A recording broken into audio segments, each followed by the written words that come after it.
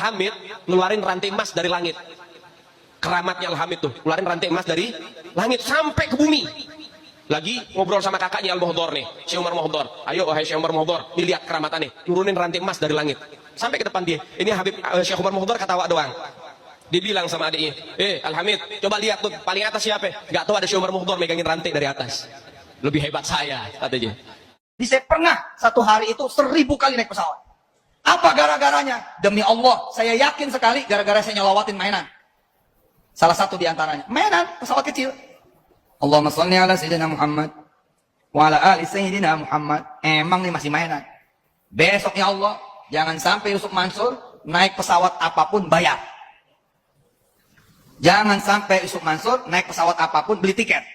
Nggak mau saya beli tiket, nggak mau saya bayar. Pokoknya saya tinggal naik, tinggal turun, tinggal tidur. Gitu.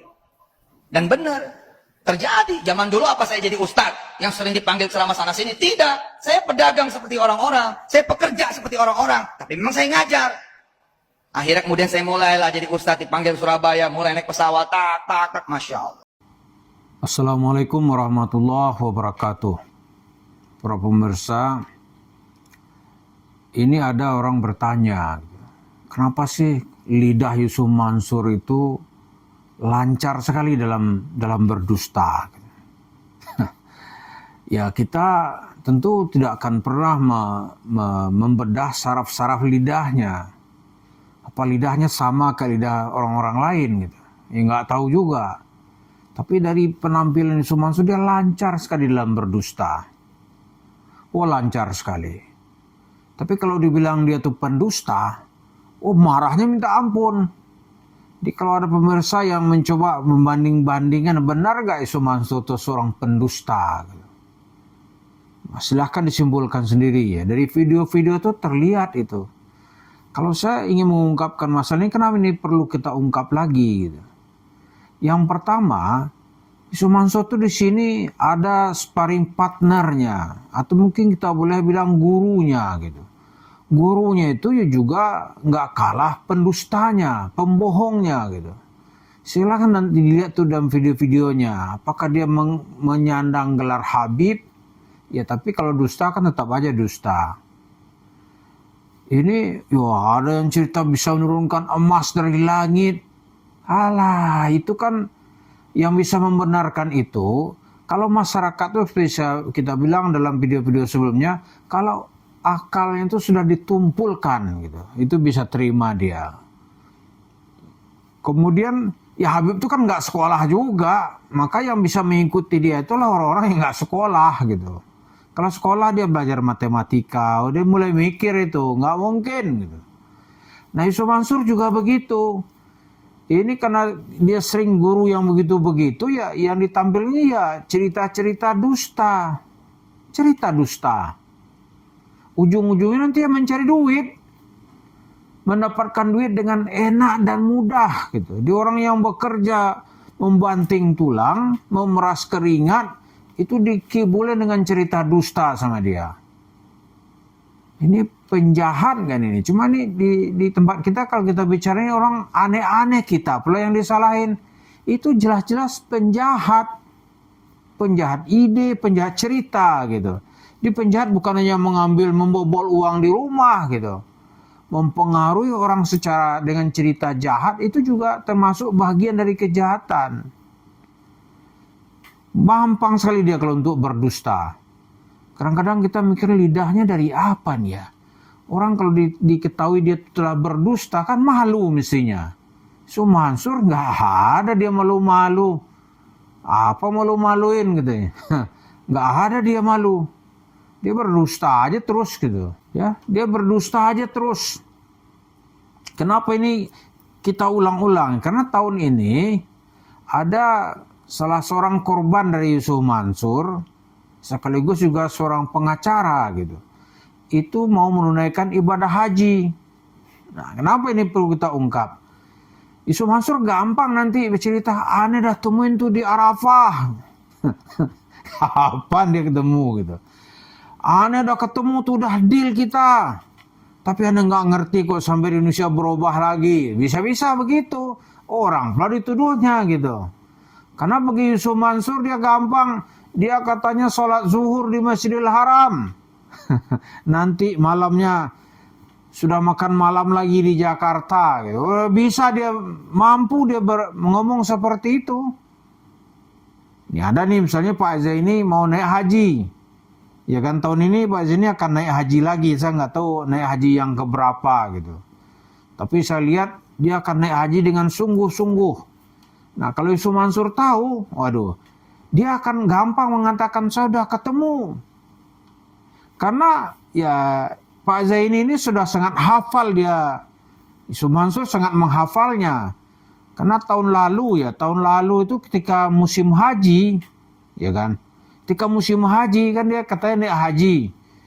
Orang lagi wukuf di Arafah, yang dibicarakan oleh Yusuf Mansur mengirim WA ke Zaini apa? Bagaimana menyelesaikan kasus ini dengan cara kekeluargaan. Lagi wukuf nih. Tapi kekeluargaan yang dimaksud oleh Yusuf Mansur saat itu, uang Zaini ketika berinvestasi itu berapa? Ya katakan 100 juta gitu.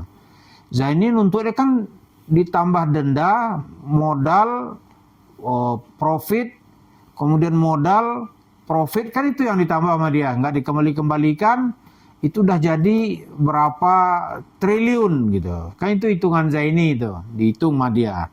Kita juga pernah ngitungin itu kan harga tingkat atas gitu. Yusuf Mansur nggak mau. Dia mau mengembalikan uang, misalnya dia terima dulu tuh 100 juta. Setelah dia putar selama 14 tahun, uang tuh hanya kembali 100 juta juga gitu. Siapa yang mau begini? Terus untungnya kemana? Udah maafin deh, begitu kira-kira. Dia nggak mau lebih dari itu gitu. Maka kemudian Zaini menolak, peristiwa ini berlanjut ke Mahkamah Agung. Di MA ya kasusnya di NO, artinya tidak ada yang menang, tidak ada yang kalah. Artinya Zaini belum menang gitu. Yusuf Mansur belum bayar gitu kan. Nah sekarang gampang lagi dia tuh, nggak peduli dia lagi wukuf kayak nggak ada urusan. Karena bagi Yusuf Mansur tuh yang paling penting itulah duit. Kalau dia dapat duit, nggak ada urusan lagi di mana gitu. Mau lagi tawaf kayak dia juga sanggup tuh mungkin ya. Dia kan WA orang bagaimana mendapatkan duit. Dari cerita-cerita dia, sparring partnernya di sini itu ada juga para pendusta gitu. Nah, yang bisa membedakan ini kalau masyarakat kita ini sudah naik imunnya, sudah naik kesadarannya dalam beragama. Ini orang pendusta, ya. Nggak usah didengarin. Ini penipu, jangan sampai kita kena tipu gitu. Nah Yusuf Mansur sekarang ini jelas dia sudah kena hukum oleh masyarakat sebagai seorang penipu dan tidak amanah. Ada dulu mengatakan ini teman Yusuf Mansur, sahabat Yusuf Mansur, sekarang nggak ada, sudah ada, pergi semua. Ya kan? Jadi yang kita antisipasi ini gampang sekali dia menyatakan sesuatu yang tidak pernah ada fakta. Padahal jemaah masjid di kota wisata Cibubur itu, uang kami mana? Wahai Yusuf Mansur, tolong dikembalikan. Karena mereka yakin benar uangnya itu sekarang diinvestasikan di tanah, dibangun di sana tuh warung steak and shake, yang jumlahnya ratusan. Itu uang dari sebagian besar dari jemaah masjid kota wisata Cibubur. Ya kan? Nah orang sekarang itu bisnis Yusuf Mansur tuh uangnya didapat secara bermasalah. Hasil nipu-nipu gitu. Hasil tilap-tilap. Tapi dia kalau dianggap cerita ini kadang-kadang jemaah yang nggak mengikuti perkembangan malah ikut-ikutan gitu. Kita yang disalahin. Udahlah, nggak usah bicarakan itu lagi. Terus kita bicara apa?